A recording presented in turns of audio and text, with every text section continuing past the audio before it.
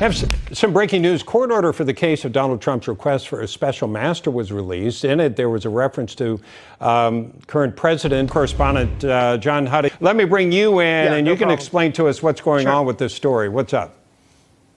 Yeah, well, so Bob, the order, there's a couple main takeaways from the judge's ruling, which was handed down today.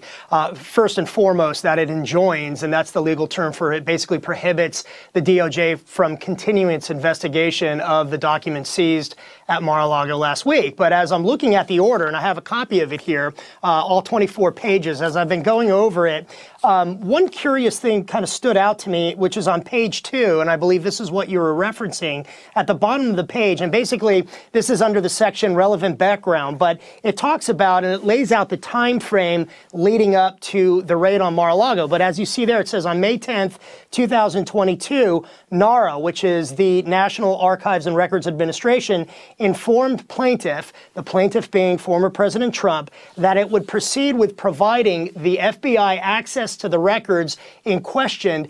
And here's the interesting part: as requested by the incumbent president, beginning as early as Thursday, May 12th, 2022. So this is important, Bob, because it really calls into question how much the Biden administration really knew about this and the involvement. President Biden has said on the record publicly that they were unaware of the search warrant. That obviously raised a lot of eyebrows, that the executive office was not at least involved or at least made aware of the search warrant, something as unprecedented and massive, of this magnitude.